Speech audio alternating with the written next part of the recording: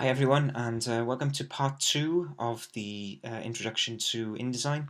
Like I said, in the first part we looked at styling and some basic text options and things like that.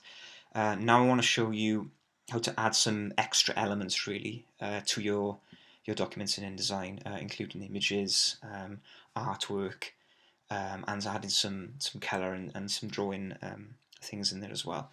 Okay, so I come into InDesign. As you can see, I've set up here basic A4 landscape two-column layout and just dropped in some text, put some bleed on it. So that's sort of as basic as a piece of art can go really. So what I want to do now is slowly go through how we can add elements to this, just to give it something extra and bring it to life a little. And the first thing we can do is add images. So if I go to File, Place, and this, by the way, this is how you drop in any sort of elements really to InDesign. Any artwork, Illustrator files, Photoshop files, JPEGs, anything like that. You will go to File, Place, or Command D to do it. Click File, Place. You can see I got my my folder there, and if I go to Earth JPEG, and if I click Open, now you can see now the cursor's changed, and I've got the image here opacitated. I can either do one of two things. I can either click and drag the area I want that image to be, or I can simply click and the image size will appear on screen as it is. So if I just click here, and there we go, that's my image there. Right, now what you'll notice, as I showed in lecture, if I come across here and bring this off the document for a sec. Now, remember I said in the last tutorial, InDesign tries to box everything up. Like I said, there's a good reason for this. You can see here, by boxing everything up, you can align everything within margins, within columns, within rulers, and keep everything as tight as possible, really. And the same applies to images. So at the moment, I've got my direct selection tool selected. If I go to this corner here and say I wanted to try and resize this image, if I just hold Shift and I bring that down, now can you see there, it hasn't actually resized the image, it's just resized the box that the image is in. And if I come up here and make that bigger, now you can see the bounding box is bigger than the image. And like I said, there's good reason for this really, simply because, when you're sort of setting up a document like this, it's very difficult to fit in, because images are such different sizes, it's very difficult to fit them in without resizing them. You get pixelation and things like that. So the best thing to do is put everything, InDesign puts everything in the bounding box for you, and then what you can do then is adjust the bounding box and then adjust the image afterwards. And a good tool to use as well is, see now I've got my bounding box here and the edge of my image here. If I come up here and I click Fit Frame to Content, it will make the bounding box the size of the image, which is a really useful tool to use if you've got sort of boxes going everywhere. And the same applies to the text. If I sort of make this a bit bigger and I come up to here, Fit Frame to Content, and there we go, I can fit, it will fit the exact size of the text. I'll just bring that down there to align with my margin. Okay, so I want to fit this in by here. So the best thing I can do, first I can resize it. Now I can do this one of two ways. Either I can use percentages up here. So for example, if I hit, say 75, it'll come down here, and then I can slowly drag it down like that and try and fit it in as best I can. Or what I can do is use the direct selection tool here. If I click here and click the image, now when I resize the image, can you see the actual image itself is resizing rather than the bounding box?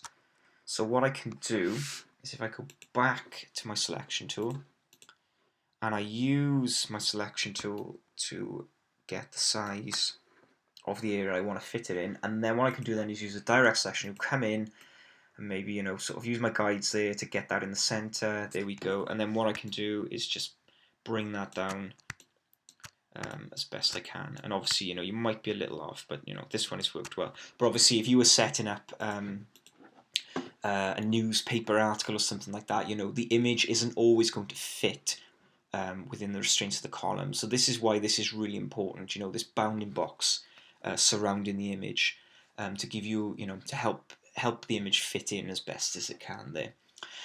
Okay, so that's dropping in images. If I want to integrate image with text, for example, say I wanted to bring it in here, I can use, if I go to Window, and go to text wrap and just collapse that there. Now what the text wrap does is basically allows me to integrate this image within this text. So for example, if I click here, wrap around bounding box, can you see now when I move this down, it wraps around the text.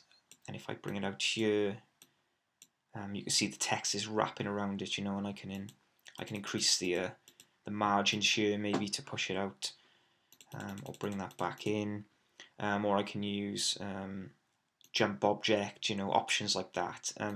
So there's plenty of options there to help you, integrate pictures with text. Or another thing I could do is simply set up 2 columns, put one there, and then put another one there, and then I could just thread those 2 columns together if you didn't want to use those text wrap options really with the image.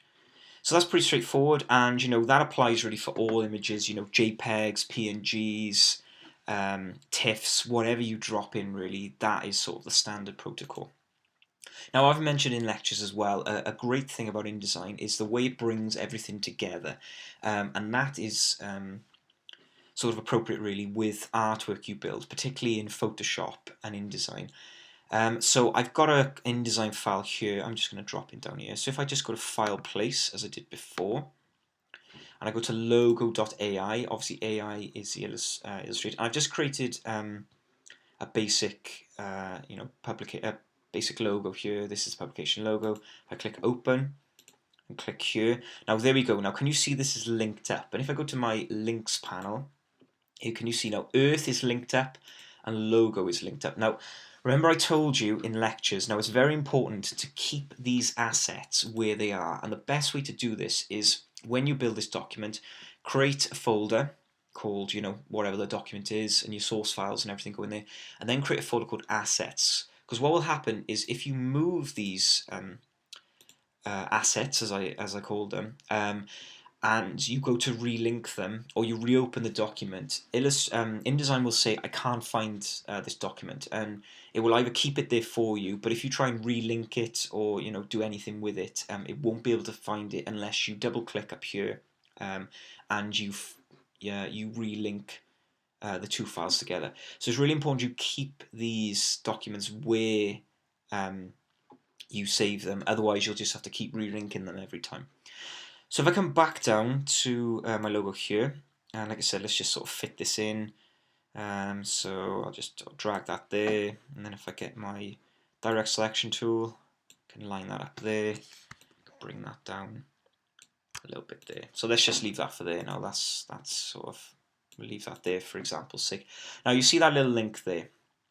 Now if I open up this Illustrator file, which if I come down here, I've already got it open in Illustrator. Now I'm just going to make a simple change to this. So I'm going to click this here.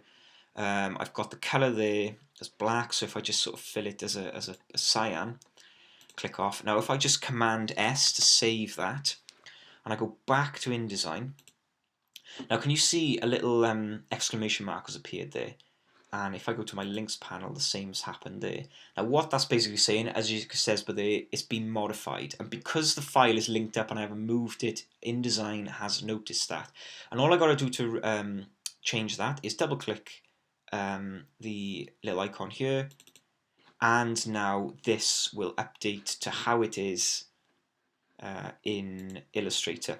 And whatever changes I'm making here, I can then sort of just double click in this links panel and it will change here. So this is a great way really to sort of, you can drop in all sorts of artwork files, and then you can just design them as you go back in and make changes, and then all you got to do then, once you've made those changes, is to come into InDesign and then just simply double click, and all those changes you've made in other pieces of software will update here accordingly. So that's pretty straightforward there. So that's adding images and artwork to your documents.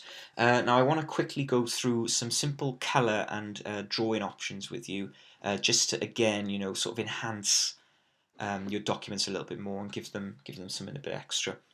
Now you'll notice down here you've got your you fill in your strokes, so I'll just default that. Now InDesign is quite particular when it comes to color.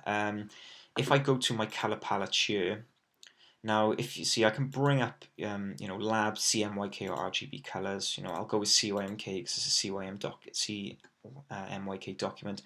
Now, if I come down here and double click my fill, now, as you can see, it wants me to give it values for CMYK.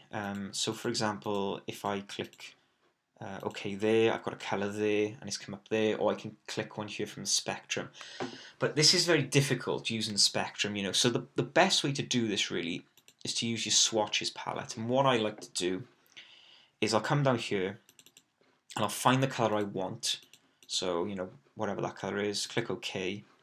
And then what I can do is come over here, and then if all I do is simply click new swatch, and then it's creating that swatch for me then. And then this palette then gives me a reference to go back to with all the colors I'm using within my document.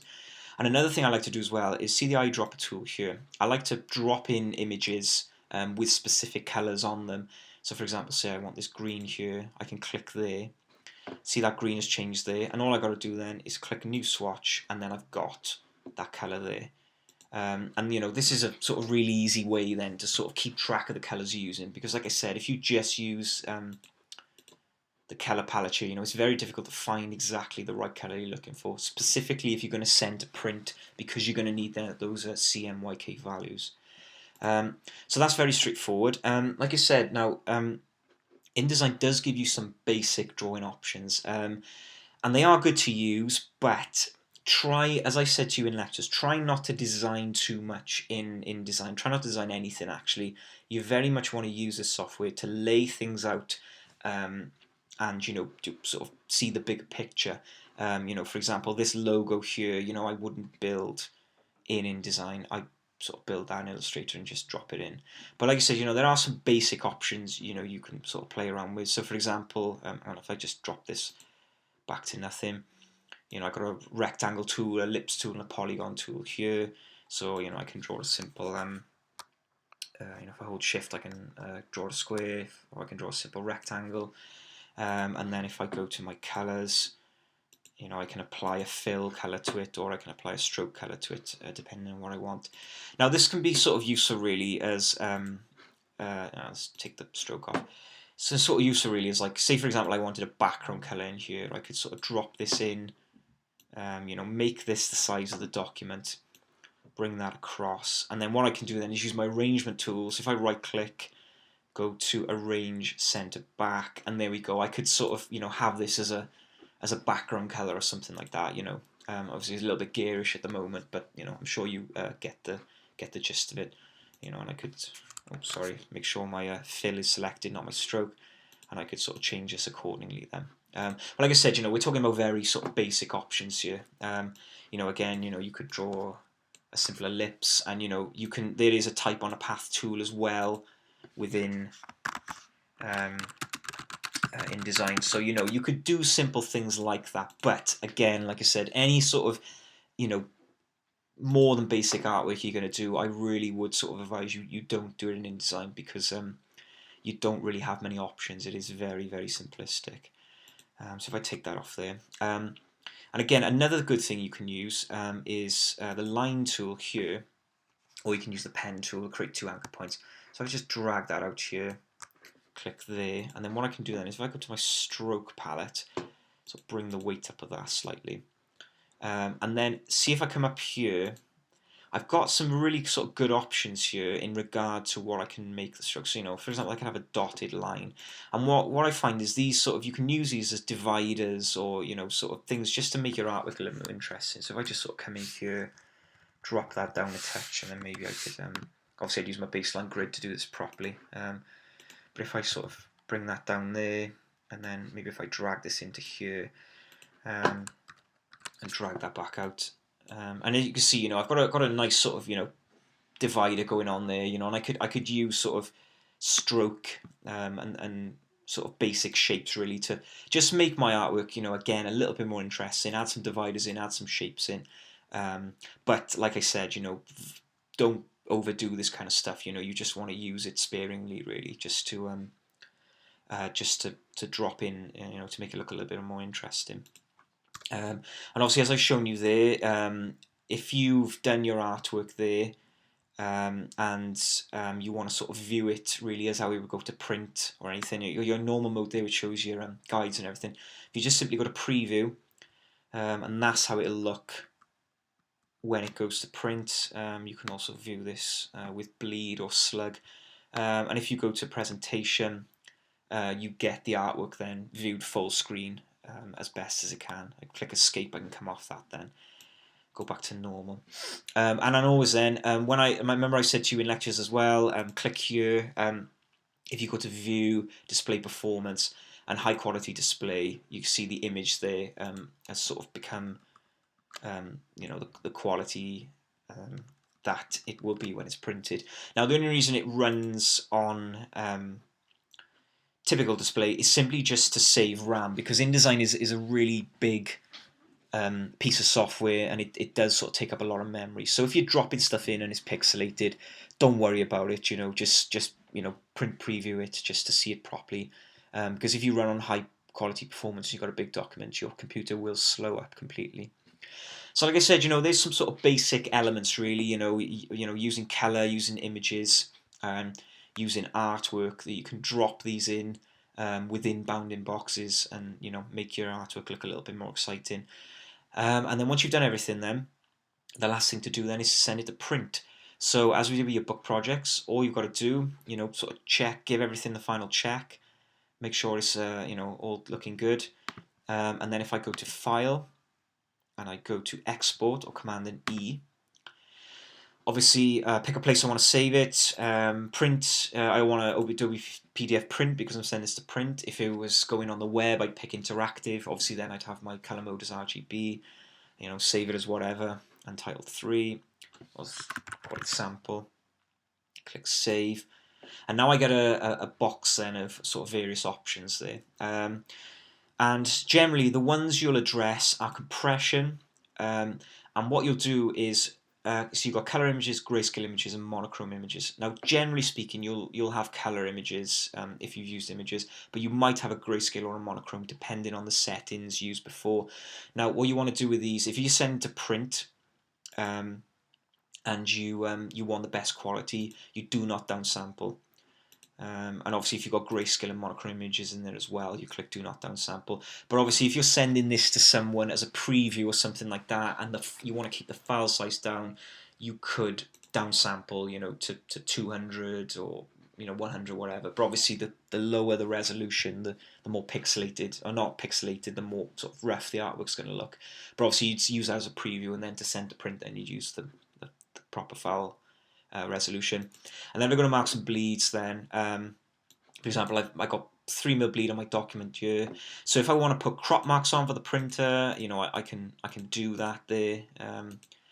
Some printers want crop marks, some don't. It depends on if you're cutting or not. And then obviously if I go to use document bleed settings, then it will add a 3mm bleed around the edge. Outputs and everything like that. You shouldn't really need to use these. They're very sort of set generic settings, and there's my summary there. And then all I've got to do is click export, and then my file then would have saved to the location that I sent it to as a PDF. And then all you got to do then is go back and view that PDF in preview or wherever, and you'll be away. And always remember then to save the InDesign file, because you can't go back and change the PDF. You need to go back and change the InDesign file in the same way that you'd save a JPEG from Photoshop, but you'd always keep the Photoshop file, because that is the source file you go back and change. So remember to save all your InDesign files as well, to go back in and keep all your assets in the same folder so that they don't go missing and you don't have broken links in your file. So that's it, guys. That's a basic introduction there to InDesign. Have a play around with that. Keep, as I always say, keep practicing, try those things out, and when you're ready, move on to the next tutorial.